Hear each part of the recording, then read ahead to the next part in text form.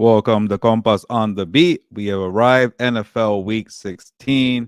It's a looking ahead show, and we keep going back and forth between Thursday and Wednesday. I get it. Apologies from Victor and myself, but this week we have a good excuse. The Rams play the Saints on Thursday Night Football, so I'll be at SoFi Stadium, working that game. So I wanted to do the looking ahead show today on Wednesday. So I appreciate those who are flexible for the schedule. So by now you probably know the drill. If you don't, this show is to talk about, the games coming up on the schedule, NFL Week 16, even fantasy football, or just a conversation about football, your favorite team, your takeaways. If you're watching live, get in the chat and give me a comment, a takeaway, a question, whatever it is. And myself, Gilberto Manzano, or Gilbert or Gil, whatever you want to call me, that's fine too. I work for SI, NFL staff writer, and also co-host and co-founder of Compas on the Beat. But I'm not alone. Victor, producer, that voice that you're gonna hear. How you doing? How you doing, Gilbert? Ready for this week 16? We're getting down to the nitty gritty of the season. We already have a comment, by the way. Someone Oh, left us a comment before we even hopped on, so let me share. okay. It's Robert D. Are we there yet? Laugh out loud. So Is that the movie, or is he asking? I don't know. I was wondering what this comment was about. Maybe if Robert D ends up Hmm, coming back on, he can let us know what this was about. But it's this is more of, hey, if you have any comments, go ahead, let us know. We'll answer your questions. We like the participation. This is a participation show. So and then we have the comments rolling in, Gilbert. We have another one for our friend Alonso Takanga. Let's get a high passing, high scoring game going tomorrow. I wonder why he's yeah, asking that, or yeah. I he's don't saying know. that. He he might have Cooper Cup on his fantasy football team, And and Chris Olave. yeah, there you go. So high scoring affair. If you're watching from House of Horns and you wanna talk Rams Saints, let Alonso know it would be a high scoring or low scoring. I have a feeling it's gonna be high scoring. I think what did I say, Victor in House of Horns? I think I might have said like 30-20 or something, like 30-27. I forget. I think I kept it close. Yeah. Watch House of Horns for the preview of Saints Rams. And by the way, we're gonna talk Saints Rams here in a bit, a little more. So you missed the show. You want a kind of a quick analysis. Vic and myself got you there. But we're going to talk, the big time game, Ravens, 49ers. We're going to talk Cowboys, Dolphins, Bucks, Jaguars, Texans, Browns, you know, Lions, Vikings, a lot of games with playoff implications. And, only maybe two or three teams. I want to say three teams have clinched a playoff spot. So, a lot on the line this week, and it should be interesting. But let's get it started here with the engagement question of the week. And everybody's talking about it. Christmas night. I'll be working on Christmas night. I'm not going to complain too much because it's the Ravens against the 49ers. And people are saying Super Bowl preview. And if you're a listener of House of Horns, you're probably saying, no, we don't want to hear that Super Bowl preview. But, just to kind of be real, are these two teams, number one currently in the AFC, number one in the NFC currently, Ravens, 49ers, Monday night, Christmas. Is this a preview for the Super Bowl? And we've already seen it too. Remember the Kaepernick, Joe Flacco Super Bowl? I want to say like 2012, maybe 13, so about 10 years. So right now they seem like the two best teams. So it could be a preview. I'm not 100% sure because the AFC is very wide open. It might be a little chaotic. It could be the Chiefs. It could be the Bills too. So I'm not gonna go and say it's a preview just yet, but it's gonna be a good game. Yeah, I can't wait for this game, Gilbert. I know a lot of people, have been waiting for this matchup. I have. I want to see how some of these teams stack up against each other, and we'll get into it. We'll break it down as to why we're excited about this matchup. But yeah, I mean, if you come on here and you get in the comments and you let us know, we are more than happy to get your comment out there if you think this is a Super Bowl preview, Ravens and 49ers. Or maybe it's Cowboys and the Dolphins. It could happen. That I prefer more the Pretender Bowl, but it could happen. There goes the Thea in the comments. Shout out to you, Victor. He called you a lion. Maybe he thinks you're a Lions fan. Maybe you think the Lions are gonna make the Super Bowl. I don't know. But Athir, give us your Super Bowl pick. I think by now you know it's not the Chargers, right? So let us know your Super Bowl prediction. But or maybe you agree. You do like the Ravens, I know, Athir. So maybe Ravens 49ers is your Super Bowl preview for Monday night here. But also another intriguing kind of storyline, Victor, is maybe the MVP might be playing in that game. Brock Purdy or Christian McCaffrey or Lamar Jackson. So, for me, it's kind of tough to pick. At this point, I've got MVP fatigue, but I really don't even know the answer. I think it might be Christian McCaffrey at this point. But every time I pick somebody, they tend to have a bad game. So maybe I should stop making predictions there. I don't know what you think, Vic. Something I think it's been a great thing to have this where we don't know who the MVP. It changes every week because it's allowed us to have a conversation about it. Because usually by now we know who's been the best team, which is the 49ers at this point. I mean, they went through that lull in the middle of the season with that 3-game losing streak. And now we've kind of gotten into this conversation. There you go. So Thierry is saying that it is a Super Bowl preview, so there we go.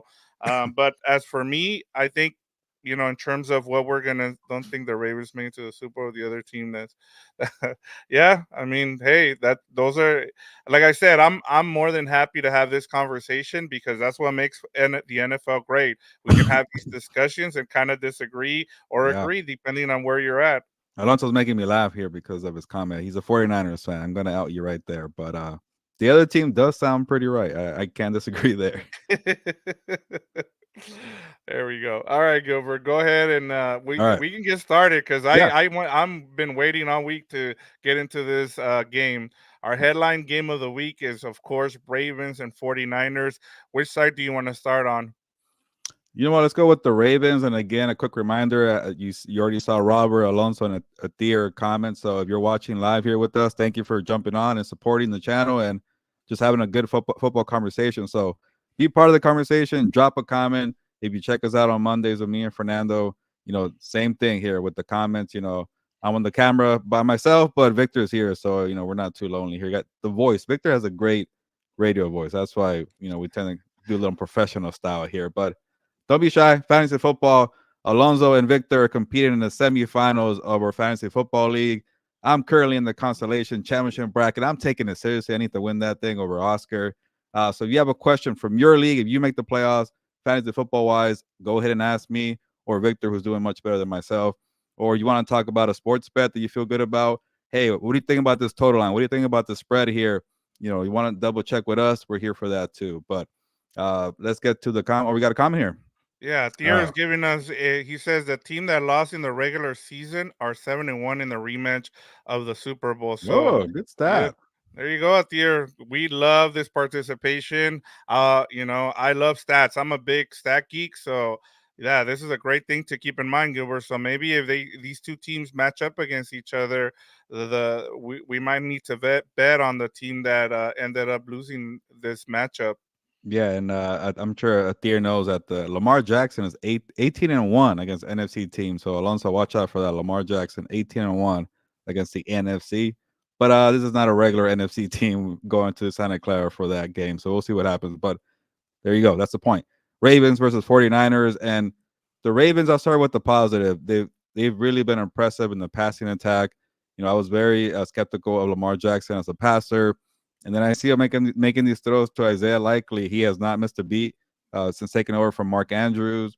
OBJ's been stepping up. Zay Flowers doing his thing. Fortunately, they lost Keaton Mitchell, the running back, but they got Gus Edwards, Justice Hill, and Melvin Gordon. So that offense is coming together. Ronnie Stanley also dealing with an injury, unfortunately. But that's the thing about the Ravens, right? They have depth. They have guys ready to go. And we came into the season wondering where they're going to get their pass rush from. They have like no defensive players. Now they got a handful of guys. So they're well coached, a good scheme on both sides, or even all three phases. You got Justin Tucker, the kicker, making kicks. It's not his best year, but he's still very reliable. So all three phases, Victor, this might be the most complete team in the AFC going to Santa Clara. Yeah, and then I'm gonna give you one stat here, Gilbert. The Ravens are 5.5 point underdogs. It's the second largest underdog role for Lamar Jackson in his 6-year career. He was a 7 point underdog against the Chiefs in 2018. Jackson is 9-4 outright as an underdog. Wow. So that is something to keep in mind. And then you also had that stat against the NFC. Um, and just talking about this Ravens team, we saw them against the Jaguars, and I know they've kind of been uneven for the past couple of weeks now, where you either see the offense playing really well or the defense. And I think you need a complete game. You're gonna need a complete game against this Niners offense, and for me, it starts with Mike McDonald and what you can get out of that defense. I've been waiting for this matchup, Gilbert, as we talked about, because I want to see how Mike McDonald schemes up and goes up against this Shanahan offense, you know. And then the Shanahan offense at the same time, Gilbert, it's changed. Like you're starting to see the running backs like McCaffrey be able to run like long shots, down the field. And so that's another thing to keep in mind as you try to prepare. And I think one of the things that helped the Ravens was being able to go up against the Rams because the Rams run similar concepts that the Niners run on offense. So I think the key to this game is going to be what that defense is able to do, the Ravens defense, because we know what to expect from the 49ers defense. And I think that's probably going to be equally, played between the Ravens offense and the Niners defense. I think where this game comes down to is going to be between Mike McDonald and Kyle Shanahan. Yeah, you know what? I'll get to the point. My pick is the 49ers, but now what you have me thinking because the way I saw it was, well, the Rams provided the blueprint of how to beat this defense. Run the football, heavily with Kyron Williams, and they push them to the limit of going into overtime. And the 49ers do it better with the rushing attack with Christian McCaffrey. You keep running the football with McCaffrey, and then you don't let Mike McDonald have all the disguises and this scheme of like, okay, what's going to happen if you're Brock Purdy? You're confused. Okay, what are we going to do here? You get the running game. You're balanced. You have control of the game. But then you bring out the other point. Maybe now they're prepared. They face the Rams. They know what to expect for the 49ers. So, maybe it won't be an easy matchup because I'm just gonna say they're on different levels right now. 49ers are just dominating people, so I'm gonna take the 49ers was a -5.5. But that right there, we just added, makes me be a little hesitant because maybe they are familiar with the scheme. Maybe they're okay dealing with a run heavy approach. But Kyle Hamilton is healthy; he's ready to go. Roquan Smith is a beast. And then, like I mentioned, with the Mike McDonald kind of scheme, it's very confusing. You better know what you're doing at the line of scrimmage, and it's gonna be a good challenge for Brock Purdy. So but these 49ers are healthy. We've seen them when they have Deebo Samuel. Trent Williams makes all the difference in the role, Vic. So, you know, maybe I should back up a little bit on the -5.5, but I feel confident about the 49ers handling business and winning at home. But it's going to be a fun matchup here. And, again, like I like what I see from Lamar Jackson, getting points on the Jaguars, getting points on the Rams. So it could be closer. But I think I know where you're headed here for this pick here. But for me, I'm Yeah. gonna go with the 49ers -5.5. Yeah, I like the Ravens, and I'm gonna just share here a Thier's comment here. He says he's picking the Ravens to lose Oh, 27-24. So, you got the but cover I feel really good. I'm with the Thier here. I feel really good about the Ravens covering in this game. And another thing too that I like to kind of when I kind of go and break down some of these games and what I think might happen is the fact that I went back and I started looking at the matchups that we've seen lately, where whether it's been, you know, the 49ers against the Eagles, the 49ers against the Cowboys. And outside of Dan Quinn, I don't think there's been a defensive coordinator that they've gone up against where they can change things around. Like they don't play one type of defense. The thing with the Ravens is you don't know what you're going to get game to game. Mike McDonald does a great job of, changing things up from game to game. And so I think this is why this is a big challenge for that 49ers offense. And it might be a good thing to face the Ravens right now as you're heading into the playoffs because you're not going to see this type of team. And then on the other side, too, one of the things that I love about this matchup, too, is the 49ers, I don't think do well with a running quarterback or a mobile one. And so this is going to be a challenge because remember, Gilbert, one of the big things with the 49ers is they're an elite pass rush unit, right? But their weaknesses are in the secondary. This is where Lamar can get loose and be able to find some of those receivers because One thing not a lot of people are going to talk about is the fact that Lamar Jackson has better receivers. This is probably the best receiver unit. No, not it is the best receiver unit he's had since he came into the NFL. It's tough to for me to agree with that. You know, he's had some nice ones, but even when you think about this year, it's kind of like they don't really pop out for me. It's not Brandon Ayuk, and it's not George Kittle, it's not Deebo Samuel, but they're a nice group. They're finally woken up. You know, OBJ seems like they have like new life, and you know, this second part of his career. You know, Zay Flowers, he's good, but sometimes gets a little quiet, and I don't know if that's a scheme or that's just Lamar trying to go other places because they're keying in on Zay. But Rashad Bateman is, you know, a little too quiet for me, but he has some talent. And then Isaiah Likely is the one I've been very impressed with. Like I really was starting to write off these Ravens when Mark Andrews went down. Likely stepped up, could block a catch, and had that great jump out reception to give Lamar Jackson a highlight reel. But I'm trying not to overthink it too much here, Victor, because to me it feels like it's a college football game where like you want to give the underdog a chance because they're undefeated. It's like TCU playing Georgia in the national title game and they get blown out. Like that's what I feel like with the AFC. Whatever comes out of there to face the 49ers, even the 49ers against the Eagles or the Cowboys, it's starting to feel pretty lopsided. So, but I get that in football, you know, these upsets happen a lot. And facing Lamar Jackson is very unique. And there's a reason why he's 18-1. It could be 19-1. I'm already forgetting, but it's something ridiculous like that.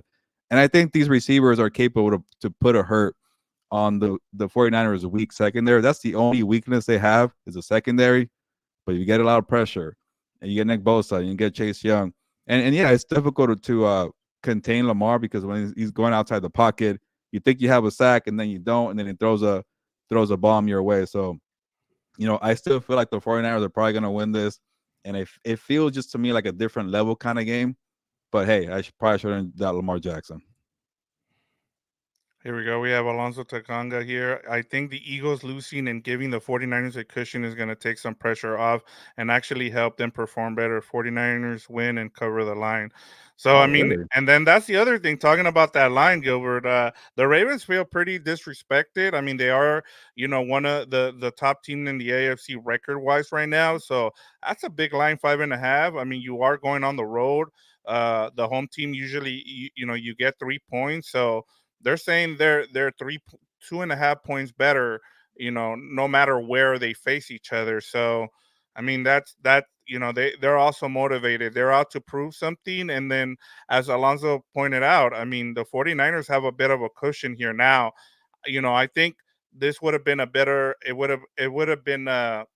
They would have had more of a reason to really come out and put the pressure on the Ravens if Philly had not won. So I don't, here I we don't have know. a I feel team. like that could be maybe like a bad thing. Like you don't feel Yeah. pressure and you fall into a trap and you think you're gonna win the number one seed.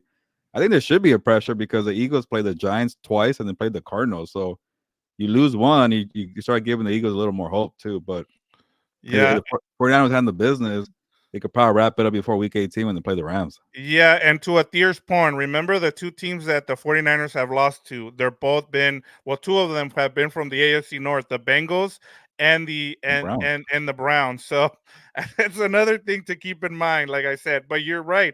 I mean, they've been, now they're healthy, the 49ers, and so that's why I can't wait till Monday night. I mean, it's going to be, we're going to find out, one of us is going to be right, Gilbert, and I love that. Like, hey, we'll be able to talk about this and be like, hey, so one of us was right. So I love talking about this game just because, we usually don't get this either, Gilbert. It's rare when we get two number one teams late in the season. It rarely happens. So I can't wait. Yeah.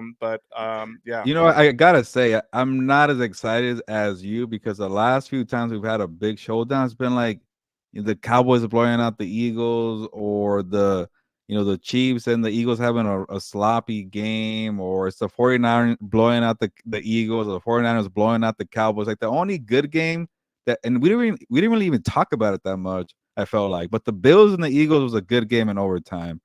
The Ravens and the Rams was definitely under the radar, and that was a good game. But the games that we're just expecting so much from, it feels like we've been let down this year. Am I wrong, or what do you No, think? you're right. You're right on. And that's been one of my things too. You're right on. And I just I guess the football fan in me is just hoping that this lives up to the hype. But I am too. you are right on, because the two games that have been the best ones have been the ones that have been under the radar, and those are the two that you kind of mentioned, was the Eagles game, even the Eagles and Chiefs, like the Super Bowl rematch. We hyped it up.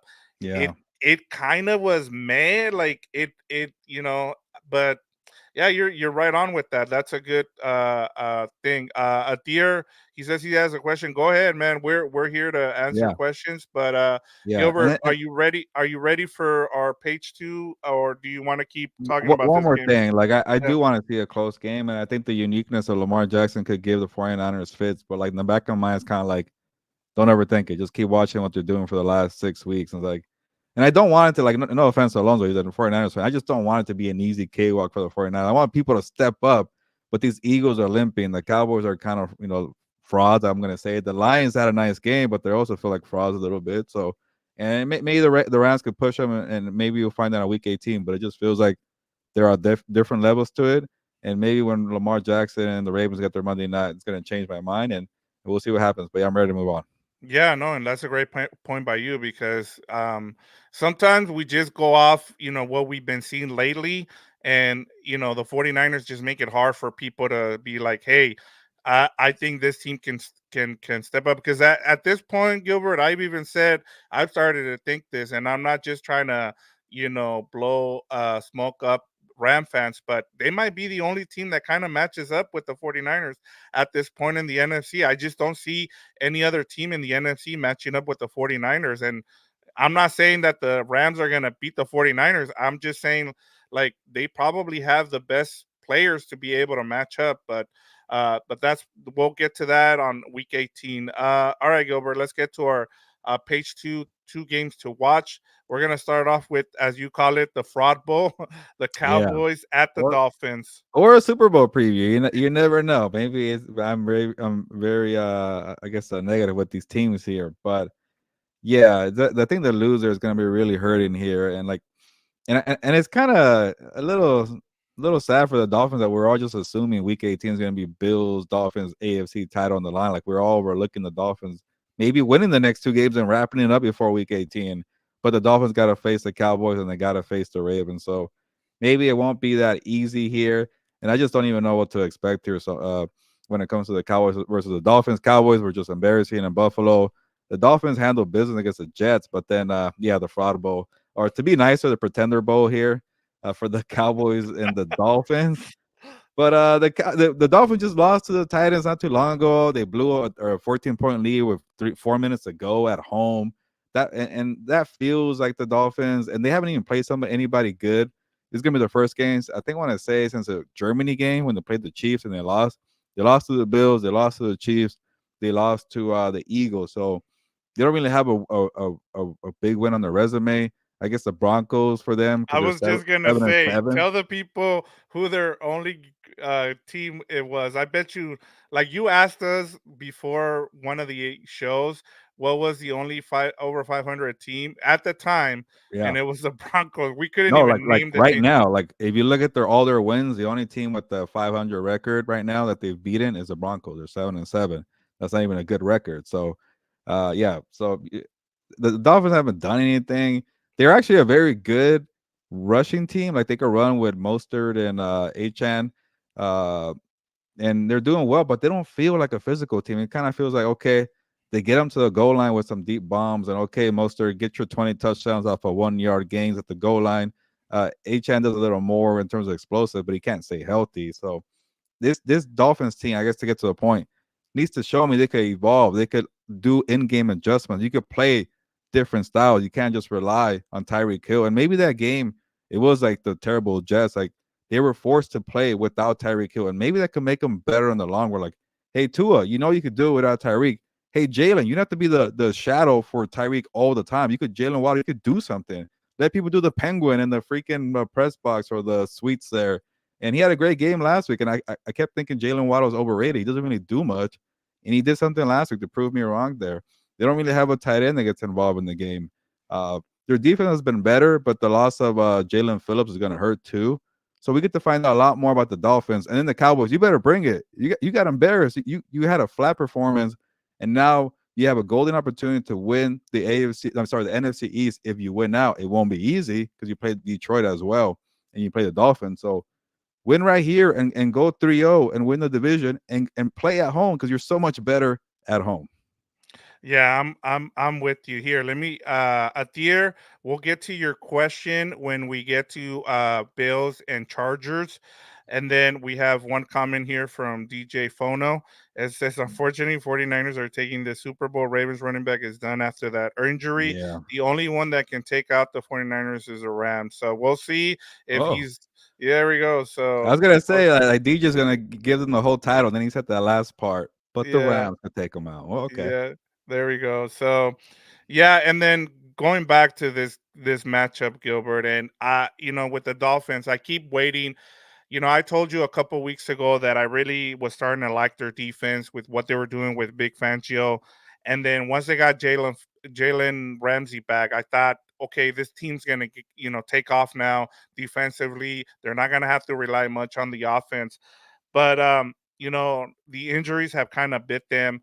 You had Wilkins had a big game against the Jets. You're starting to see some flashes now, but we want to see it against a good team, as you mentioned. And then going back to the Cowboys, the reason I picked the Bills is because I'm starting to see something different from the Bills last week. And so I just figured, look, we know what the Cowboys are. They're really good on offense at home.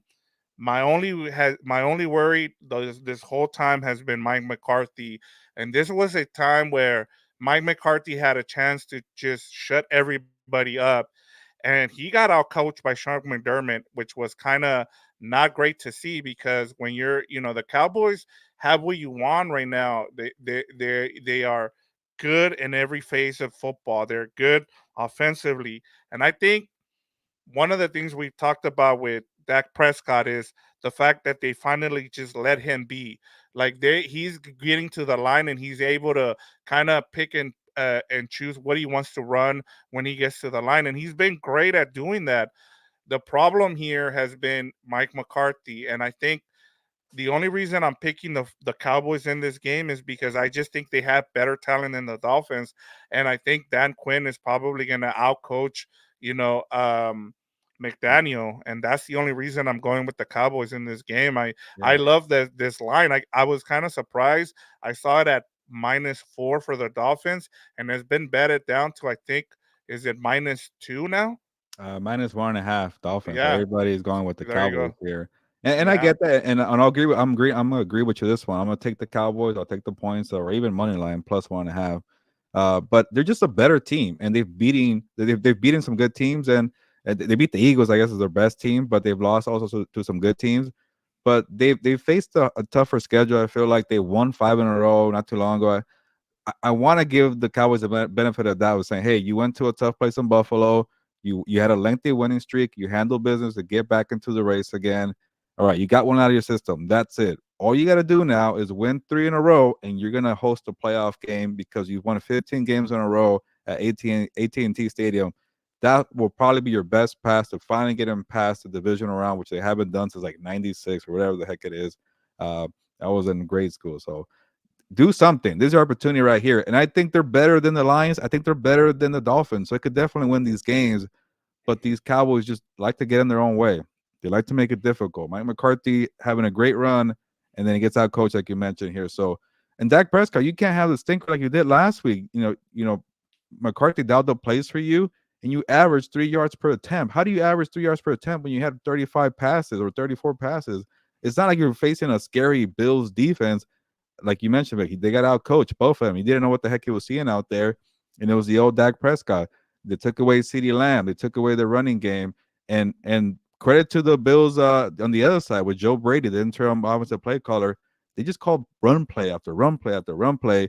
And the Cowboys never got on rhythm offensively. So that could be the danger with the Dolphins because they are a good rushing team. Like when I see the stats, I'm like, wow, they're like number 2 or 3 in rushing yards, but they don't seem like a physical running team. They just get a lot of these explosive Well, plays here. it's kind of what's the word where part of it has to do with that 70-point game that they had Yeah, against the that's true. the They had like Broncos. So Yeah, that's part of the reason why these stats are so lopsided in rushing. They haven't had great rushing games, and you know them blowing out the Jets, especially how the Jets have been playing defensively. That was pretty impressive. Now we get to see. Like I said, Yeah, I really like what Dan Quinn does defensively. Especially, and then this is kind of one of those games where every time people count out the Cowboys, it seems like, okay, now yeah, we're going to play better. But when you're like, okay, I believe in the Cowboys, that's when they lay you down. And I think that's what we're going to see in this game. The other thing to kind of keep in mind, I know a lot of people, had this game been in September and October, I probably would have picked the Dolphins just because of the weather and the humidity. It's not going to be a problem. It's a 425 game locally. By then, the humidity should be pretty much gone. It's Miami. That's the only thing you kind of worry about is if players go down to South Beach or something. But yeah. I like the Cowboys in this game, and I Yeah. think they win outright. Yeah, I'm with you here too. And they win this one. They have a tough one next week against the Lions, but they're at home for that one. So close out, handle business, and real quick before we move on, people watching, don't be shy. Give us your prediction after every game we break down. We already discussed Ravens, in the 49ers, and now Cowboys Dolphins here. So but yeah, fantasy football talk. You have a question, you want us to help you out with your lineup, that's fine too. Any type of football takeaway, that's fine. Maybe you want to talk about pop culture and whatever you're watching on Netflix or your favorite Christmas movie. That's fine too. Or maybe you're in LA and you're loving the rain and you want to talk about the rain. So that's all cool too. We're just chatting here with the compas. But what do you got here at the air? I would Yeah, not I be. would not be. Oh, go ahead. I would not be surprised if Dallas wins, but I got Miami 27-23. Oh, So okay. there we go. I'm starting to think Thier's is a AFC homer, like Chargers Yeah, fan, likes the yeah. Ravens a lot, likes Miami now. But okay. But I appreciate the comment. What's the next game we got? All right, we're gonna stay locally here, and we're gonna talk about this Thursday night matchup tomorrow between the Saints and the Yeah. Rams. Where do you want to start? I mean, we previewed this game, so if you want the full breakdown of this matchup, go to House of Horns, hit that subscribe button, and check us out. We did a full preview of this game, but we think this game is really good. It has a lot of intriguing parts to this matchup. So we wanted to talk about it here, Gilbert. Yeah, if DJ, you're still watching, give us your pick for this one: Saints versus Rams. Um, yeah, it's a good game, and we picked the top three for us here. So, I'm excited to get there Thursday for this one, and I just, I'm expecting a close game. I'm really impressed with the Rams. But I think the what happened last week as the Commanders not blowing them out made me feel a little uneasy about this young roster. Yeah, yeah, you got Stafford, you got Donald, you got Cup, you're well coached with Sean McVay, but this young core with the young defense out behind Aaron Donald, this young offense besides Cup and Stafford, can you kind of have that closer mentality? Can you put this team away? Because honestly, I think the Rams on paper are better than the Saints. Yeah, the Saints have a lot of good players, but they're veterans. They're older. They're the ones on the short week. The veterans are on a short week having to go to LA. These young kids, these rookies and second year players, undrafted free agents, they better be ready to go and win this game here. But I think I had like 30-27, so I'm expecting high scoring game. I think Alonso wants that too. He was in the comments saying, "Will it be high scoring?" I see a fun game here. So, but you got to win, and if you keep winning this week, you can win against the Giants. You're looking pretty nice for a playoff spot. But I'm expecting a close game here, Vic. Yeah, I'm with you as well. We have another comment on here. Oh, is Duke Shelley close to coming back? He's on IR. I don't haven't heard anything about him coming back. I don't we're not expecting him to be back anytime soon. If we hear anything AMS, we will let you guys know. Like I said, go and check us out on House of Horns, and then we'll give you guys a chance to respond there. And then we got one from Alonso. Will car run smooth tomorrow? One of the things that I think gets kind of, and he got asked about this, Gilbert, and that's Raheem Morris. Raheem Morris was asked whether he's starting to think about having head coaching opportunities this offseason. And I think he's been a big key as to why the Rams are 7-7, and Yeah. and then just going off of a little stats going off of Carr here. Derek Carr is 0-3 against the Rams in his career and has been outscored 102 to 29. And he's got 0 touchdowns and 7 interceptions in his career. So this matchup really feels good for the Rams. What I like, we've talked about this on House of Horns, and one of the things that I kind of talked about is about Kyron Williams and how big of a find he's been. He is to the Rams he is to the Rams what Christian McCaffrey is to the 49ers. I mean, the way he's been able to catch the ball out of the backfield and run the ball between the tackles has been a big key. And then in the last 5 games, he has similar numbers to Christian McCaffrey. And so I think that's going to be a big focus for the Saints is if you try to take away Kyron Williams, then you have to deal with the fact that you have Puka Nakua and Cooper Cup on the outside. And then last time that the Browns tried taking away Kyron Williams, Puka Nakua and Cooper Cup both went for 100 yards. So you got to pick your poison, Gilbert. Yeah, and obviously every game is different, but I'm sure these Rams, especially the young players, they feel probably tested and confident because they ran all over the Browns. They got a bunch of points on the Baltimore defense. It should have been more against the Commanders, but that was just a weird game because they were up 20-0, and they wanted to kind of cruise and they couldn't do it. And it's a learning lesson, but to know that you're able to put up points, yards against the Browns and the Ravens, and not just at home. They went to Baltimore for that. So this Saints defense has talent, but they're older, and they don't play as well against the run. So it's all setting up for the Rams to have a good day offensively. And to answer the question here, AM, uh, I would think it would be Freeman because he's been playing and he's in rhythm. But then again, Ronnie Rivers is pretty young. But you would think they want to ease him up and just kind of give him a few carries and see how it goes. But obviously, it's going to be Kyron Williams number one, and I think the Freeman and Rivers will get a few carries. But I think it might be a week or two before Rivers takes number two. I think eventually he will. What do you think, Vic? Yeah, I'm with you. I mean, I think they really love his blocking. Why am I blanking on his name? The his You just said his name, number 24. Why am I blanking on his Royce name? Freeman or Ronnie Roy Rivers? Freeman. They really like the fact that he can pick up the blitz, and so yeah, I mean, I don't see Ronnie Rivers as you said. I think they're gonna ease him back in, but I think he will be active. He should be. He was a full participant in practice this week, so and having a fresh guy like him is gonna help out a lot. I have one more stat for you, Gilbert. Sean McVay is 5-2 in Thursday night games. He's 3-1 career at home. Pretty good. And real quick before I forget, and I think about it. Speaking of coaches, Raheem Morris definitely deserves a coaching job. I got to know him last year when I covered the Rams for the LA Daily News.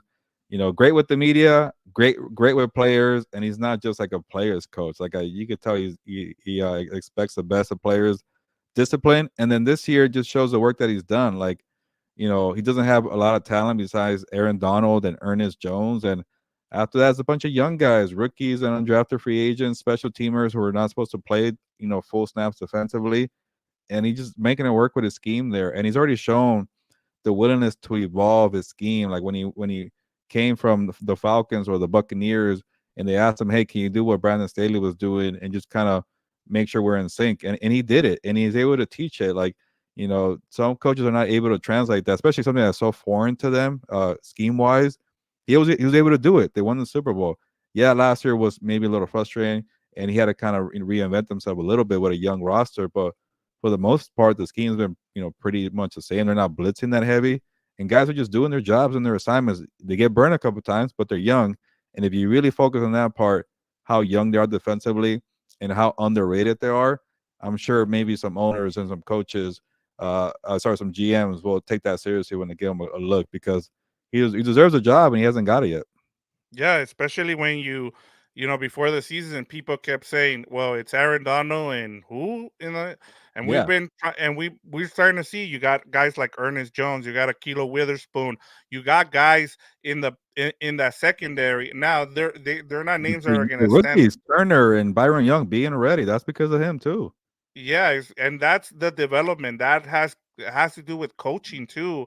Like we forget about how important coaching is, and we're starting to see it around the league how defensive coordinators have caught up with all these offensive innovators, and that's because you know what they're willing to innovate themselves, and Raheem Morris has done that, and I'm tired of the fact that defensive coordinators don't get the love to be head coaches.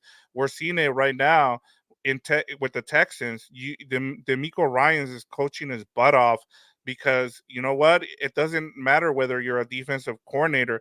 If you have a really good coach, you can be good in this league, and you just got to pick a good coordinator. And that's I think that's where a lot of defensive coordinators kind of mess up when it comes to being a head coach, is the fact that they don't hire a really good offensive coordinator.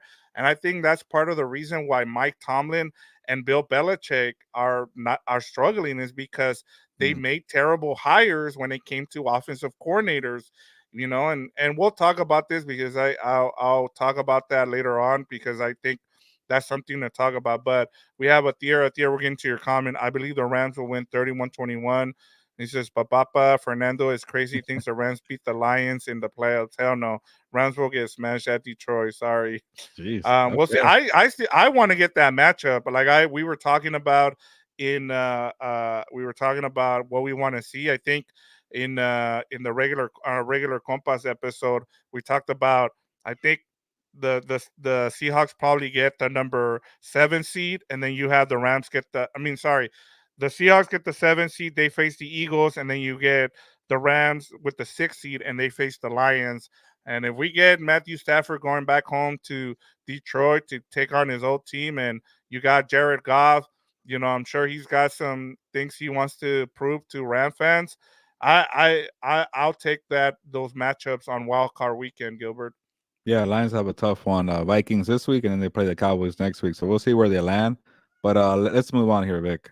All right, let's get to our future water cooler storylines of the week. So when the way we do this is we're predicting what's going to be the storyline come, I guess now Tuesday. It won't be Monday because we got games on Monday night for Christmas. So this is us kind of going over, hey, this is probably what's going to happen. This is what everybody's going to be talking about come Tuesday morning. So I'll let you start, Gilbert. What do you got for us?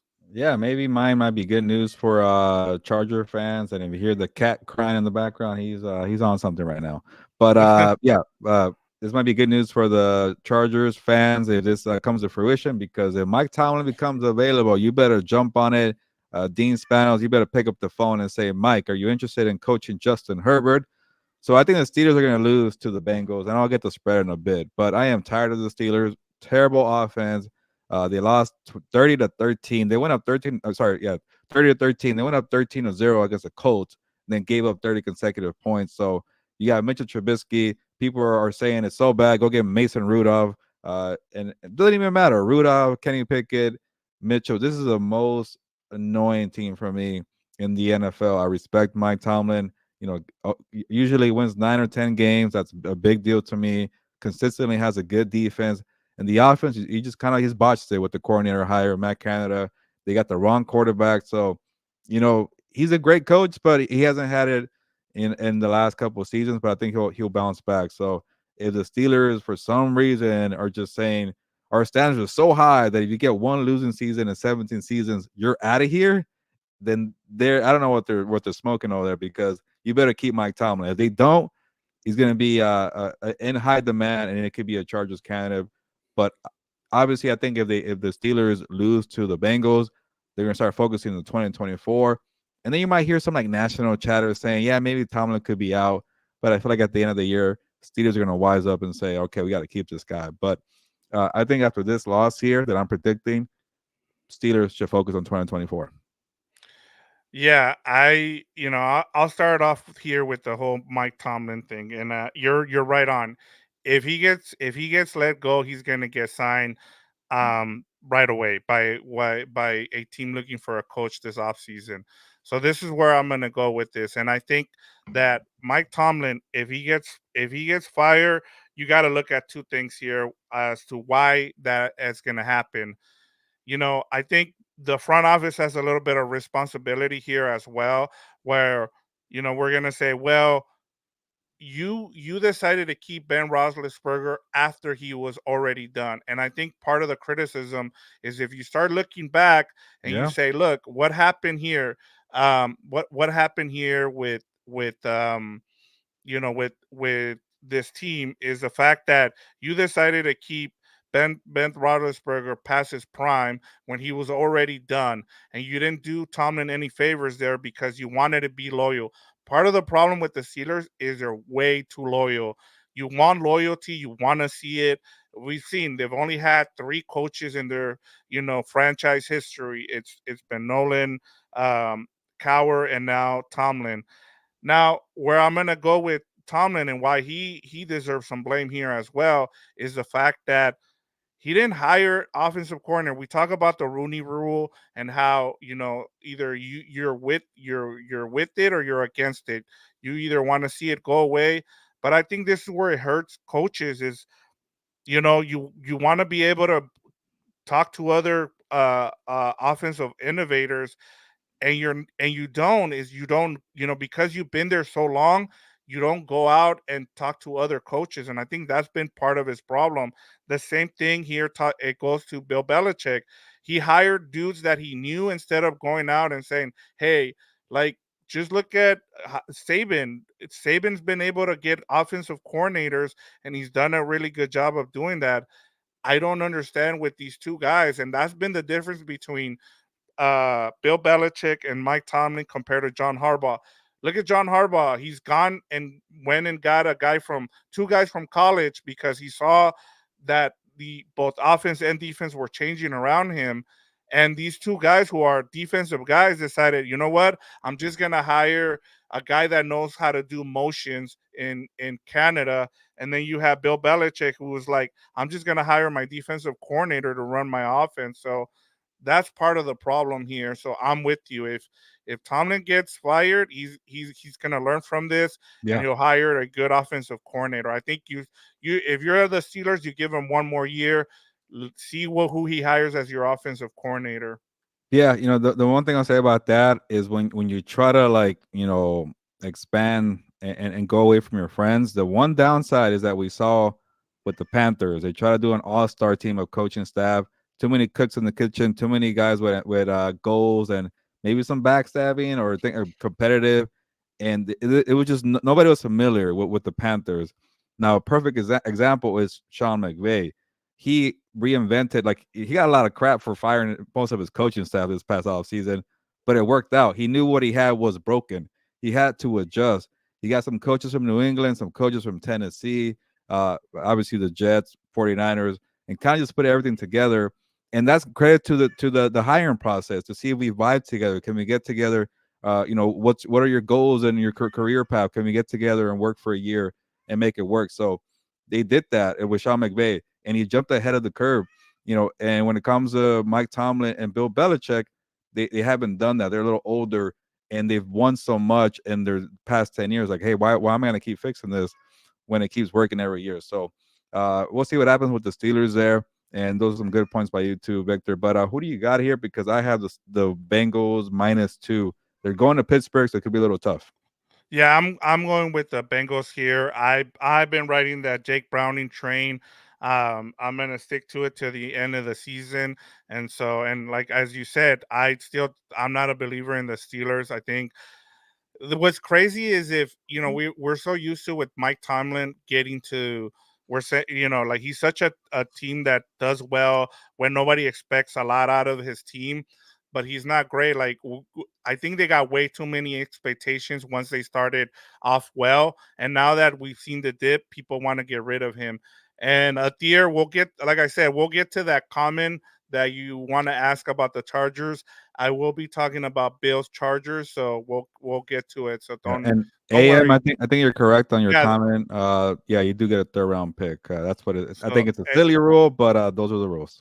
yeah, AMS says if another team signs one of our coaches the next year, he is a minority hire. Do we get a third round pick? So yeah, you do. That's the way it works. We've seen it with the Rams when they lost their general manager to the Lions. They were able to pick up some third round picks as well. Same thing happened with the 49ers when they lost D'Amico Ryans and he went to be their head coach with the Texans. So that's why, and I think that was the pick they used to get Chase Young, if I'm not mistaken, Gilbert. Yeah, I forget. Yeah, you're right. Yeah, that was a GM hire, and I'm gonna make a prediction. I bet the Falcons fire Arthur Smith and bring back Raheem Morris to Atlanta. That's gonna be my prediction. Yeah, there you And go. and All if right, Ebro gets to let go with the Panthers, maybe he'll replace Raheem Morris with the Rams. There you go. there we But go. yeah, what we got next? I got one more for the water cooler There we go. storyline. Uh, I'm not gonna say I agree with this, but it's gonna be my prediction. The chatter is gonna be the Colts will win the AFC South. So there'll be predictions from other people because the Colts play the Falcons, which I just mentioned in Atlanta. I think they're frauds too. The Falcons, they I'm only talking about them because they keep hanging around in the NFC South, but they don't have the quarterback, and at least with the Saints, they have a decent Derek Carr. No offense to Derek Carr, and I like Baker Mayfield right now with the Buccaneers. But so you look at the Texans without CJ Stroud, most likely playing a tough Browns team, they could probably lose. And then you're seeing the Buccaneers, the red hot Buccaneers playing the Jaguars. Jaguars could probably lose that one. So I would not be surprised if the Colts win.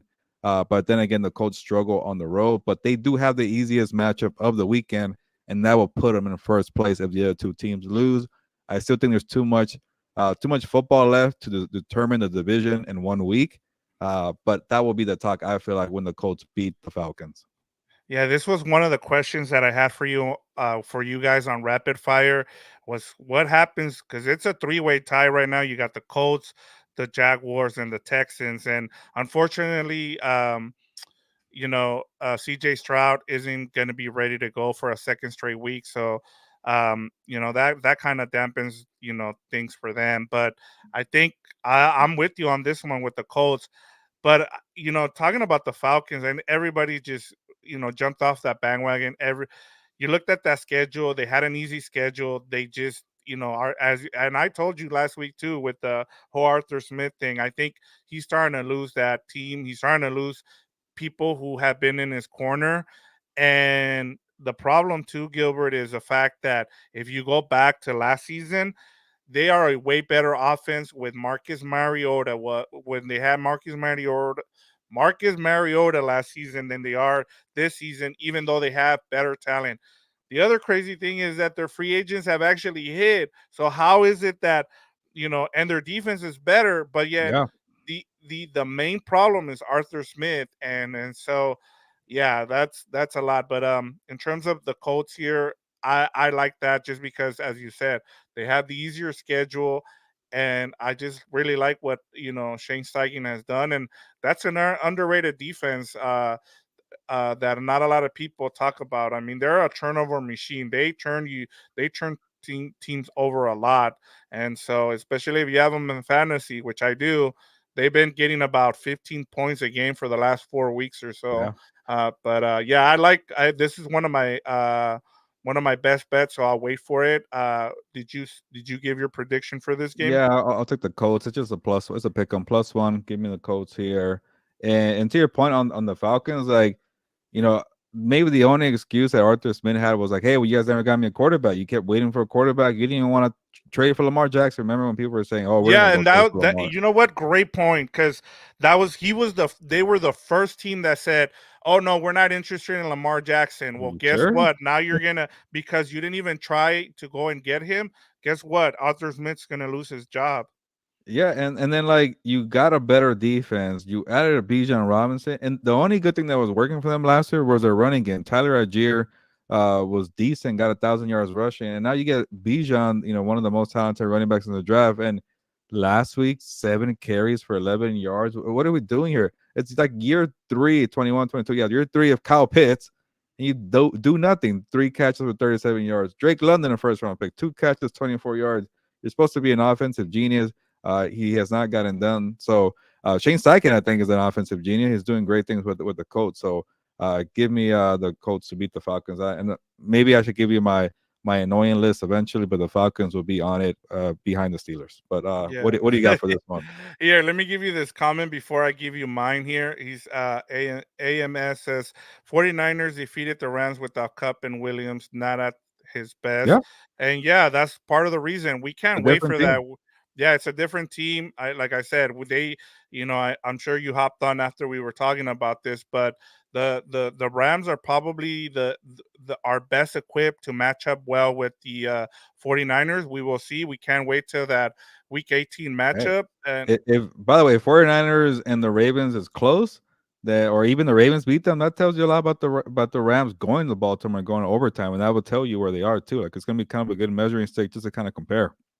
yeah, all right, let me give you mine and then we'll get into a Thier's question here. Mine has to do the Bills are back in the Super Bowl conversation after they beat the they're pretty much Chargers. going to trounce the Chargers on Saturday night. Sorry, Athier, but it's they have a interim coach. Uh, Usually you see a minus big 12 on the road for the minus Bills. 12. Yeah. I think the Bills cover. And if Wow. I'm wrong, go ahead and bash me at the I'm more than happy to say that I was wrong. But usually we see, an interim coach come in and you get a big bump up from that team. I just don't see it.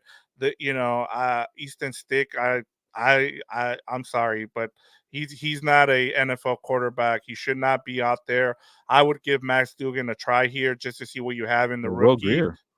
or Will Greer. I mean, he's been around. I mean, he's gone from I think he started off with the Cowboys, went to the Bengals, then to the Patriots practice squad, and now he's with the Chargers practice squad. So, in terms of the Bills, one of the things that has really stood out from them is Gilbert when they lost Matt Milano and they lost Trey. What's his name? Trey. Oh, Tre'Davious White. Tre'Davious White. They went from being one of the top six defenses to bottom tier. They were a top bottom five from week 6 to 9. Since then, Gilbert, they're back in the top six. And one of the things that I have to eat crow here and give Sean McDermott the credit because part of the reason they were able to go and beat the Cowboys was because he really coached his butt off defensively every time that the Cowboys got to the line, they thought they were seeing something, and McDermott changed it up. They've been well coached. That even with all the guys they've lost, I was like, I'm done. They have too many guys that are hurt, and then now we see Josh Allen 90 what was it 94 98 Yeah. passing yards and they ran all over the Cowboys. And so for me, I just think the Bills now we talked about if they get in, no one wants to see them. I think what's going to happen, Gilbert, is the Dolphins are going to lose their next two games to the Cowboys and the Ravens, and it's going to set it up. The last game of the season will be that Sunday night game between the Bills and the Dolphins for the division. And if the Bills win the division, look out, man! They're my Super Bowl pick to get out, and they've been. I picked them before the season. I just think there's a lot like you have teams who have to go through trial and tribulations. A fan base that's lost four straight Super Bowls in the 90s. You have the whole Sean McDermott thing with using 9/11 and terrorists as a way to motivate his team. That story comes out, and you're like, okay, I think this team is done. Against the Chiefs, they pull out a win on a controversial play. You need things to go your way, and I just think that they're there now. I think that they're gonna uh, beat the lights out of the Chargers, and it's gonna set up for them to go for that division against the Dolphins week 18. Yeah, I'm starting to feel like people are jinxing this Week 18 matchup. Like it might be like the Dolphins just say "F that." We win two in a row. I don't believe in the Dolphins, but like too many people are just expecting it. And in the back of my mind, it's like these are still the Bills. The Bills haven't really done much. They tend to be frauds too. They got blown out by the Bengals. They keep crying about the Chiefs, and they lost to the Patriots earlier this year. Like, what if they slip up here? What if they're not gonna lose to the Chargers, but they play the Patriots next week. But I don't know. It just feels like it's too good to be true. And watch them win the wild card, and then the Dolphins win the division, and they still get in and they go far. But you know, the other reason too, everybody's expecting this showdown in the AFC East week 18. Like the Bills might need that because they're playing catch up in the standings. They're number 9. They don't have the tiebreaker favorites. Like if the Bengals keep winning, the Colts keep winning, maybe the Texans keep winning. I know that they have a bunch of injuries, but they won last week, so they're ninth right now because of tiebreakers. So maybe they're gonna be counting on the Dolphins to lose one because they could maybe not even get into the playoffs, and they might be the best team in the AFC. It's so weird. Part of me kind of feels like, yeah, they sucked earlier in the first part of the year. Like that's what you get for not having a full season. But they are way too talented to not see them in the postseason. And even right now, Victor, like I don't even have to wait. Like they are Super Bowl contenders because they might be the second best team in the AFC behind the Ravens. But it'll be kind of funny if they don't find the way in. Yeah, I mean, it'll be a big disappointment, not just for me, but I think for people who want to see Josh Allen in that team because they're playing their best football of the season right now. And to a Imagine tears comment, Keenum and Browning and Gardner Minshew, I or maybe know. like a Trubisky get in, and we have to see Josh Allen at home. Well, it would be kind of like remember that what was it that season where it was the Eagles, the Vikings, and it was Brady and Yeah. another quarterback. It was like three backup quarterbacks and Brady. So we might get that again. Hopefully we don't. I want to see Josh Allen in the playoffs. But all right, I'm gonna get to a tears comment here. Oh, and real quick, You had I do have the Chargers also as well. Sorry, no, I don't have the Chargers. I have the Bills beating the Chargers -12, and it won't be 63-21, but it'll be like a 15 or 18 point difference. So All right, here's a question from a tier that has to do with the Chargers. He says, "I saw something very interesting today. Adam Peters, assistant GM for the San Francisco 49ers, is the odd favorite for the Chargers job according to Bet MGM. Your thoughts, please." it's a betting site. Theory, I wouldn't put too much stock into it, especially like what I mentioned earlier this week on the Compas Live. Is like if they start to hire the GM first and they work off of that, I think it might be like a first timer coach again or a young coach or just somebody that doesn't have a big name. If they like all the reports I'm seeing, it's gonna be Jim Harbaugh. Well, at least for them to make a run at it. Who even knows if Jim Harbaugh is interested? He still has to worry about the college football playoffs, so we might not really know until like I guess January 7 or something when if they make it that far to the title game. Do you want to wait for Jim Harbaugh? By that, I think at that point we'll know what happens with Bill Belichick too. So I think they might go that route first. Focus on the coach, and then you see if they're getting serious with Harbaugh or Belichick, find the connections because those guys will pick their GM for sure.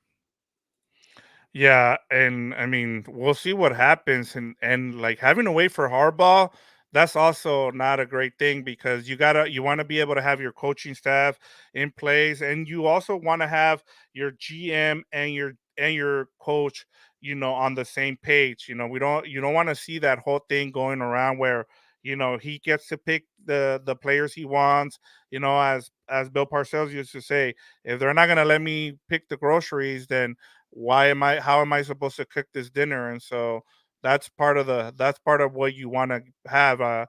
So you're gonna have to wait for a little bit. We have a couple more questions for Yeah. you here How that about have to do. this, Vic? That way we're not dragging the show. Let's answer the Tennessee Seahawks right now and not wait for dump ball. I'm okay with that. What do you think? This one, can Tennessee defeat the Seahawks and help us out? Um, I don't think Minus you two need to and a worry. half, by the way. Minus two and a half My, Seattle. minus 2.5 Seattle. I like the Seahawks, but in terms of this question, Gilbert, I'll say this: I I don't think you need to worry about the Seahawks. I think if you win your games, you have the tiebreaker over the Seahawks. I think the thing you need to worry about is the Vikings and beating the Saints. I think if you beat the Saints, and because then the Saints are playing the Buccaneers, and then the Buccaneers wrap up the division if they beat the Saints next week. So I think the Saints and the Buccaneers are pretty much playing for the division, and I think the Seahawks and the Rams are fighting for the 6 and the 7 spots. I don't Yeah. know if you agree or Uh, disagree with that, Gilbert. yeah, I think I keep going into this is a big game, obviously. Saints, Rams. Like they win that, they're sitting pretty for maybe a number 6, but then you got the week 18 game with the 49ers, and that could count for something too. So it's still, I think it's a lot to be determined.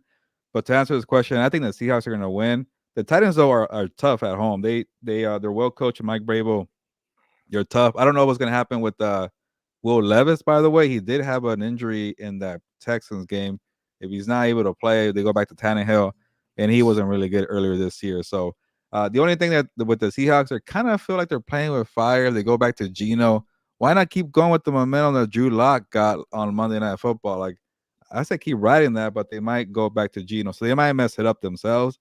But I'll take Seahawks -2.5. I think they'll win, and they might even win now. I think that victory against the Eagles really saved their season. But I like what you're thinking, Victor. They're probably going to be ahead anyways because of tiebreakers. Yeah, I think that's going to be the case, but we'll have to see. One more thing here from Robert. Robert D got back to us. We are at number 8. He's talking about the Chargers in the Ah, draft order. Bears and Jets are in front, and both could win 1 or 2 games. So, what happens here? Where how far up do you think the Chargers get in the draft? Do you think? I guess is the question. Is what from what I'm gathering here. yeah. You know what? Because we're kind of already behind anyway. So I'll give you my Commanders Jets pick, which is actually pretty good. Not like in terms of like I don't know what the hell to I was expect gonna say. because it's like it's the worst offense against the worst defense, and that makes it really interesting for me. So I don't even know who the hell to pick here. And then like so it's kind of a win-win for the Chargers, anyways. Commanders and the Jets because they're both ahead of the Chargers, I think currently. So just to go off of that real quick, the Jets are at home. I think I'll just take them.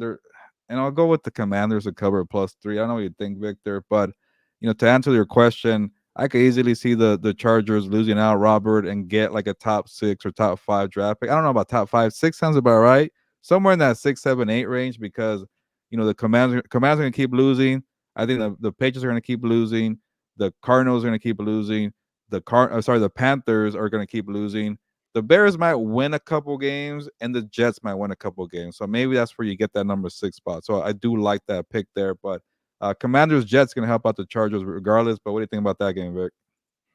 Yeah, give me the Jets here. I like I think the biggest, thing with this matchup is the fact that you have one coach who's on the way out, and then you have another coach who is probably gonna either get fired or be close to it because they put all their eggs in the Aaron Rodgers basket, and Aaron Rodgers doesn't is all about him right now, and they continue to just cater to him, which I don't understand why. Like he's only won 1 Super Bowl, so that'll be interesting to see. But give me the Jets here. I think they do win here, just because Robert Sala needs to keep winning, just so that way he can keep his job. But I'm sure he wouldn't be too sad to lose his job when you have Aaron Yeah. Rodgers running things there.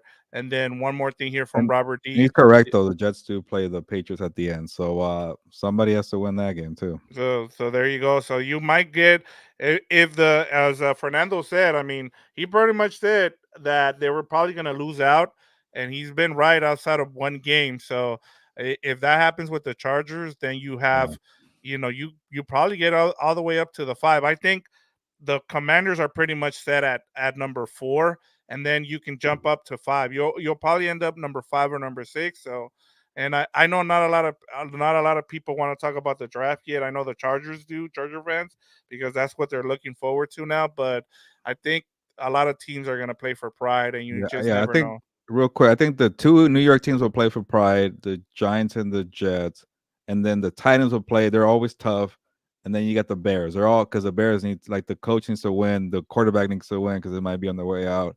So that's 4 right there. So they can maybe get top 5. I don't think they'll go up further than that, but Yeah. we'll see. But I'm with where were you. we? I think it's Panthers one. The way I was looking at this. Hold on. Let me give it to you on the spot here. I think it's gonna be Bears one because of the Carolina pick, and then it's gonna be New England two. I don't think New England wins another game, and then Arizona might win one more game, but then that'll put them tied with Washington anyways. Because I think Washington's probably losing out, and so that probably puts the Chargers right on the fringe of the 5 or 6 spot. You're also needing the Bears to lose. You need the Giants to lose, and so there's a lot of jumble there. But I think your best option if you're trying to have the Chargers get the best available pick, I think it's number 5, Gilbert. Yeah, you got to be in that spot because you get either the choice from the two left tackles from Notre Dame, Alabama. You got Brock Bowers, a tight end. You get the two quarterbacks, May and Williams. But the wild card could be Jaden Daniels, and the Chargers don't need a quarterback, so maybe you trade down too. But you got to get that top five pick to maybe do like a swap where you still get that one of those four or five good players, or Marvin Harrison Jr. is another one too. I can't I believe I was forgot gonna him. say, Fernando's gonna be Yeah. pushing for the Chargers to get Marvin Harrison Jr. Yeah, so that's you got to be somewhere in that top six spot, but also don't be worried about trading down if somebody wants to go get Jaden Daniels or Drake May. So, but let's move on, Victor. We're kind of behind here. Yeah, no, no. All right, Gilbert. So our betting locks of the week. This is where we give our confidence in terms of we give 5 betting locks of the week. We do it by confidence. Whether if you're super confident, you go 5, 4, 3, 2, 1, depending on your lock of the week. Last week, Gilbert, we kind of got back to. I've been hot. I'm 9 out of 10 the last 2 weeks. You were able to rebound. You got three right last week. Let me go over what I have here for you. You got Browns and Lions 47 and a half under wrong. You got Chiefs, Patriots 37 and a half over right. Bears +3. We give the pushes here. If you hit on a push, we give you the point here. So that was your three. And then Jets +9.5. You got that one wrong. And then you hit on that Rams -6.5 against the Commanders. And then I had my number 5 was that same game. I got it right. Rams 6.5 against the Commanders. I had the Bengals -3. That was a push. Colts -1.5 against the Steelers. Got that one right. I did not hit on that Browns and Bears 38.5 over. It was 37 points. And then I hit on that Seahawks +4 versus the Eagles. I had to sweat that one out. What do you have as your best bets this week, Gilbert? Yeah, for my 5 pointer here, my best bet. I feel confident about the Jaguars and the Buccaneers hitting the over 42.5. The Buccaneers have been red hot, and I keep waiting for the Baker Mayfield roller coaster to come back down. But I'm gonna give a shout out to Dave Canellas, the OC of the Buccaneers. Like I think he fixed that offense. He might have fixed Mayfield as a being a consistent quarterback. So they're rolling right now, and the Jaguars secondary is not the best, so I could definitely see Mayfield doing more. And then the Jaguars, they tend to just they can score points. They're a chaotic team. They're inconsistent, but they score points. So give me the Bucks and the Jags to go 42.5 over. And then the Lions are back indoors and they dropped 42 points last week. So give me the Lions and the Vikings over 47.5 to 47 is a little high, but the Vikings, they moved the ball pretty well with Nick Mullins. Nick Mullins threw 2 interceptions, one of the weirdest interceptions I've ever seen, with the guy laying down and threw right at him. But they moved the ball. Jefferson, Addison, Hawkinson. So give me the 47 on the over. That's my 4 pointer. And then my 3 pointer, I'll just pick the Lions to beat the Vikings -3 right there. And then two Texans +2.5 versus the Browns. This is just me because I'm rolling with the Texans. I went away because they didn't have CJ Stroud last week, and I picked the Titans. I don't even care. D'Amico Ryans, you got my back. Give me the Texans +2.5, and the number one Colts +1 against those annoying Falcons. Yeah, I like that Lions game. And one of the things I'm gonna go with as my number 5 is that Lions at -3 against the Vikings. What a difference an offensive lineman makes for Jared Goff. He got back his center and they Yeah. scored 42 points. Just like we saw with Trent Williams with the 49ers, having that offensive line really helps Jared Goff here. And yeah, I'm that's my number 5. I do like the Vikings here, but in terms of what the Lions can do now with Ben Johnson. I just think that's why I'm going making it my number 5. Now, number 4 is I'm going to tomorrow. I'm gonna go over to the Rams and Saints. I'm hitting that over at 44.5. We've talked about it on House of Horns. Um, the Rams have been scoring over 28 points the last 4 games since they've come off the bye. I think the Saints will score a couple of like maybe 14 to be able to hit that over. And then I'm going bold here, Gilbert. Give Mm, me as my number three the Ravens at plus 5.5 against the 49ers. I like the 49ers in this game, but I like the Ravens to keep it close just because I think it's going to be a great matchup. That's a high number, 5.5. And I'm kind of in a way too. I just want to see a close game. Hopefully it lives up to the hype. My number two is the Colts. As you said, it's a pick 'em. The Colts have been on a roll. We talked about the Falcons. We're not big believers in the Falcons. I think that team has pretty much quit on Arthur Smith, and he's on his way out as well. And then my number one, I went with all road teams, Gilbert, this week, so mm. I might go 0-5 because of that. I'm going with the Cowboys at plus 1.5 against the Dolphins. So we'll see if my hot streak continues. I'm 9 out of 10 on my best bets the last 2 weeks. We'll see if the streak my streak continues. Yeah, but I don't mind because you got a good amount of pluses because I feel like when people just go with the obvious -2, -3, -4 home teams, that's just like you're asking to lose because it's never that obvious in the NFL. So I can't be mad at that. But yeah, hopefully I have a good week because I'm behind now, but we'll Oh see yeah, what yeah. Let happens. me give you our points for the year for the season now. You are at 58 points, and I'm already I because of that hot streak I had the last 2 weeks. I'm now at 67 points, so I have a 9 point lead now. After you were up on me for like you had like a 12 point lead at one point, so I've been able to catch up and pass you now. Yeah, hopefully I have another 5. Well, I've never had a 5-0 week, so if I do, then that means I'll go up. And I'm trying to answer your question, Athir. I don't know if you officially declare on Marvin Harrison Jr. I keep checking here on the Google, but I don't think it's been everything official. But most likely he'll be out there. And uh, yeah, I can't believe that I saw a picture not too long ago, or a couple. It's been people probably saw it, it went viral, but a picture of C.J. Stroud with Garrett Wilson, Jackson Smith and Jigba, and Chris Olave as his wide receivers at Ohio State, and there was no Marvin Harrison in that picture. So I just tells you how loaded they are at wide receiver when it comes to Ohio State. But yeah, most likely on his way to the draft. I'll be interested if the Chargers get a chance to pick him, but I think he's going to go top three. But yeah, we got to go to the dump offs, right? Is that what it is? Yeah, Quick one. let's go to a quick dump offs here. Did we do Steelers Bengals already? We did, right? Uh, yeah, I talked, but I don't know if you made your pick on that one, Vic.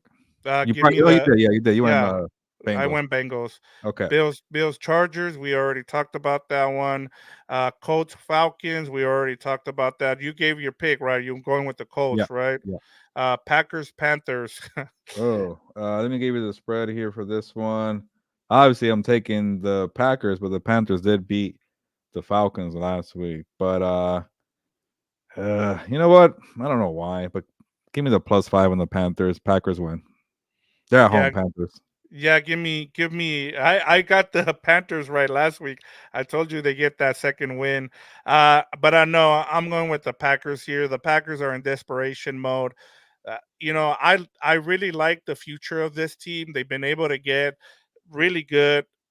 They've done well. Like who deserves a lot of credit, even though he got ridiculed by Aaron Rodgers, and that's Gutekunst, the GM. He's had a really good draft. I mean, you have Yeah. they hit on a lot of players, and so I can't wait to see this team. Yeah. But they're just super young. They have like 5 number 2 wide receivers on their roster. They don't have a clear number 1, but they have 5 very good wide receivers. It's wild. Yeah, Reed, Wick, Yeah. Watson. I mean, yeah, this team watch out for it if they get it together with Jordan Love.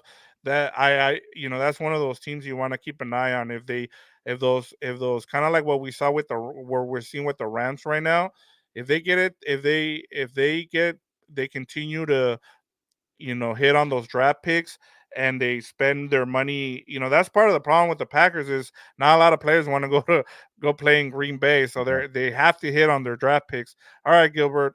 So I'm going with the Packers and give me the money line on that Packers game. Buccaneers, Jaguars. Yeah, that's gonna be actually an interesting game, but I'm gonna take the Buccaneers, and the odds makers agree it's gonna be close. It's a pick 'em -1 Buccaneers, and I keep going to Dave Canales or Canela. So he's doing a great job with the offense. Like it's not just a Baker Mayfield thing. This team couldn't run the football with Tom Brady last year. They couldn't even run the football for the first quarter of the season Now you got Rashad White, doing some things there. So when you're fixing the offensive line, the quarterback play has improved. Your rushing attack has been consistent. Uh, it could be a shootout, but and I picked the over. So give me the Bucks -1. And I'm worried about the roller coaster of Mayfield, but I've seen enough. Was it +10 or +12 on the Bills Minus and 12. charge -12? So there you go, Robert. -12 on that game. So just yeah, it's gonna get It's not ugly there. -50 at least, right? Yeah, give me Right. the Jaguars in this one, Gilbert. I don't feel confident in it. The Buccaneers have really gotten things together. As you talked about with Canales as your offensive coordinator. I love what he did against the Packers, and part of the problem is that what's kind of been holding back the Packers is that defense, and he out coached that defensive coordinator. I think his name is Brady. Is it Brady? Joe Barry. Joe Barry. There we go. But yeah, no, give me the Jaguars. I think Doug Peterson finally takes over play calling, and then he just decides, you know what, I can't be effing around right now. We're gonna go ahead and we need this game, because if you're the Jaguars, you really need to get this game, because if not, the Colts are probably winning that division. So yeah, give me the Jaguars here, and I also go with the money line there too. Okay. Is it Raiders Chiefs, Chiefs next? yeah, Chiefs Raiders. I think it's plus. Is it -10 for the Chiefs? Yeah, -10 Chiefs. I think the Chiefs are gonna win, but that's too high for me to count on this very inconsistent Chiefs offense. I think the Raiders have been respectful. They just dropped 63 points, and now they're -10 underdogs against a team that can't even catch the ball. This seems weird, but give me the Raiders to cover, but I'll take the Chiefs to win the game here. Yeah, I'm with you on this. And then you're getting a Raiders team that is on 10 days rest. No, 11, because it's a Monday night game.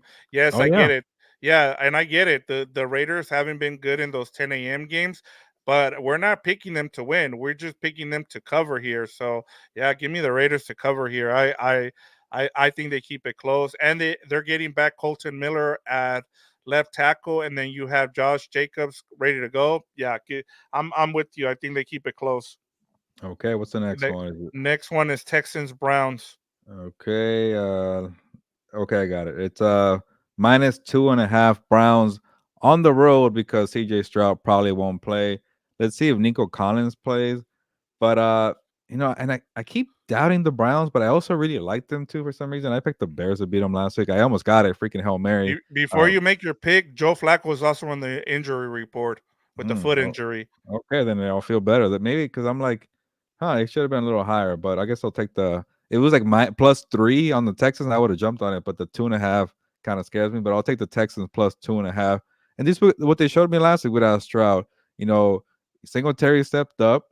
D'Amico Ryan's defense stepped up. They forced the Titans to punt 8 times. I saw, and they had also an interception. So they let up 13 points early. One of them was a pick six on Keenum. Uh, and then just D'Amico Ryan just said, okay, fine. Let's just kind of keep winning this game or keep shutting them out. And eventually Keenum woke up. Great pass to Dalton Schultz. Great pass to Noah Brown. So give me the Texans and get an upset here against the Browns. The Browns are good, though, if Flacco plays. Yeah, I've been on the Browns train. I'm with you, but the Bears kind of expose some of their weaknesses, and they're hurt, Gilbert. The Browns, I think they have three of their offensive linemen Yeah. out now, and then their defense, they lost. They put a couple guys on IR the last couple of weeks. So yeah, give me the Texans. I love the fight. I thought they were done after CJ Stroud went down with the concussion, but 2 weeks in a row, I think they get it done. Yeah, give me the points on the Texans here.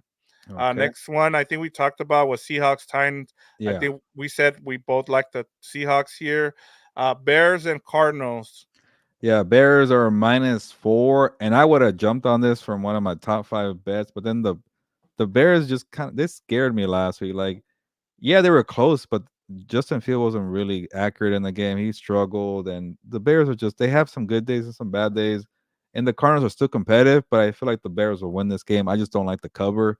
Uh, but I'm a no, I can't even do it. But the Cardinals just sometimes either fold or play tough. But because the Bears are at home, I'll make a decision. Give me the -4 Bears, and I don't feel good about the -4. Yeah, Man, and then Kyler Murray just played his worst game last week. I Yeah, mean, he wasn't good either. they were able to run the ball. It's just this. I'm gonna go the other way. I say the Cardinals keep it close, and it's a close game, but the Bears win it. So I like the Cardinals to cover here. Yeah, Chargers fans need the Bears to win because Chargers have the tiebreaker, right? Or how's it work? Yep. Yeah, because they beat them. But Yeah. yeah, yeah. Yeah. So let's go on now. What's the next Yeah, one? where we got Commanders Jets, where we talked about we're Yeah. both like the Jets there. And then perhaps one of the worst scheduling decisions, Oh yeah. Patriots and Broncos on Sunday Night Football, but it's not on NBC. It's on NFL Network, so you don't have to Yeah. you might have trouble finding that channel, but you might not be wanting to go and watch this game. Yeah, But yeah, if you're Mexican like me and Victor, start Noche Buena early because you don't yes. need to watch Broncos and the Patriots on Sunday Night Football. We're good. Uh, you know what? Give me the Pats plus 6.5, but I'll take the Broncos to win.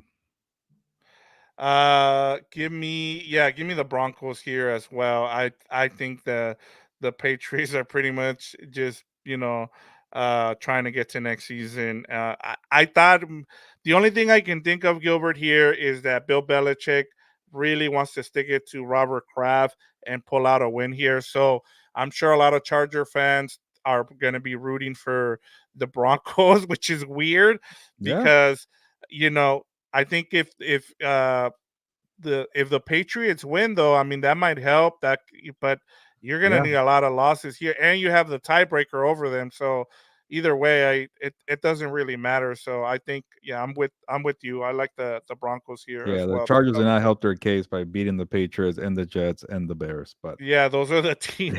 Yeah.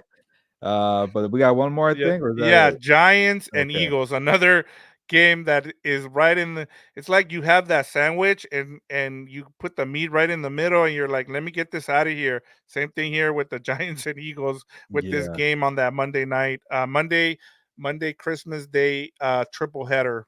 Yeah, this feels like a game where the Eagles won't look great, but they just get back on the winning track. Oh, let's get the hell out of here. Let's just kind of lick our wounds and win this game here. So give me the Eagles to win, but give me the Giants to do like a backdoor cover plus 12. It's a high line. You can't give that.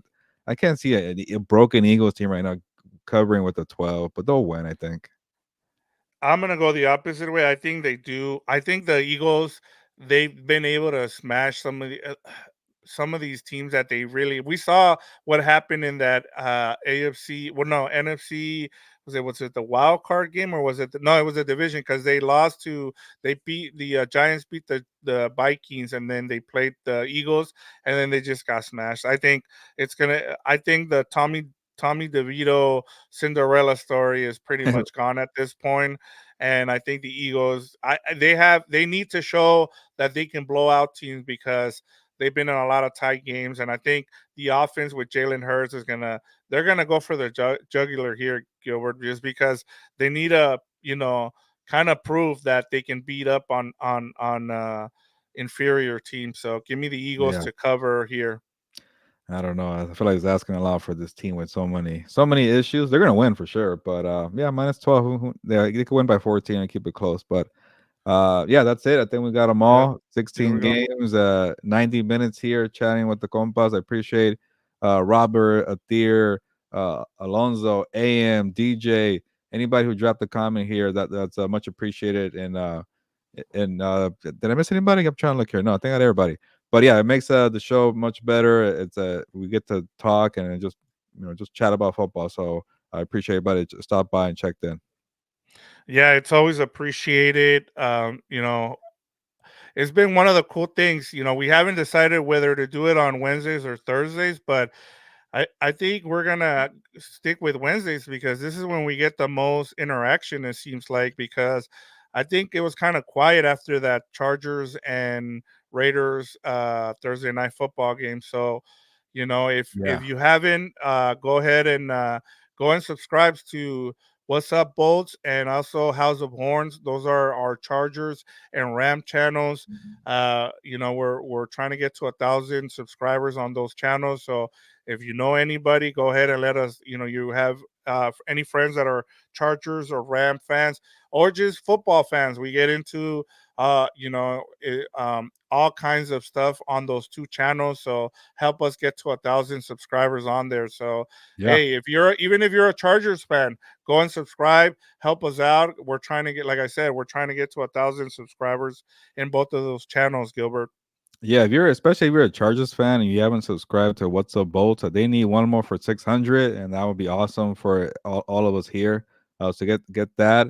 We just got to 750 on House of Horns. If you're a Rams fan, check out the channel tomorrow because I'll be at SoFi. We're gonna have a post game show. We might even do something live before the show if I find like a little quiet area because, as you know, whose house? It's in the background. It gets a little noisy in the beginning of the show. But it should be a good day Thursday. Check it out tomorrow. Appreciate the support there. And as always, if you could help out the network here at Compas on the beat, it also helps out House of Horns, What's Up Boats, Combat Compas. Link in the description. It's a PayPal link to donate, and we will use that money to get to the Super Bowl Radio Row. I'm going to cross my fingers, but I think we're locked in to go.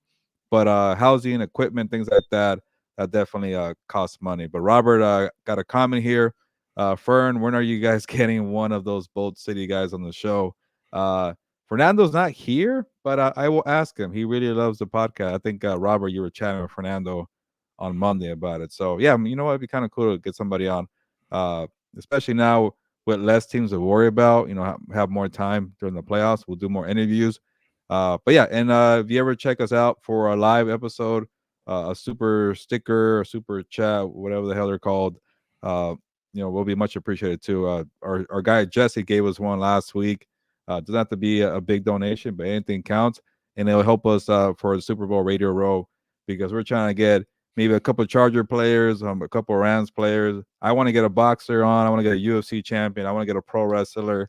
But if you can't help us out to get the Super Bowl Radio Row, we've done it 2 years in a row, and we're trying to make the third one the best one yet. Yeah, and last year we got Austin Eckler. Austin Eckler, I know you guys had a great season for the Yeah. Chargers, but he was coming off a great season, 20 plus touchdowns, and he joined us. We were able to get a good interview with him. So yeah, man, like we're trying to get. We saw Cooper Kupp, we weren't able to get him, but who knows? Maybe he's out there, or maybe he's playing in the game. We don't know. We'll see what happens, but it'd be great. Anything you guys, the number one priority is that you guys subscribe, and that's the main thing.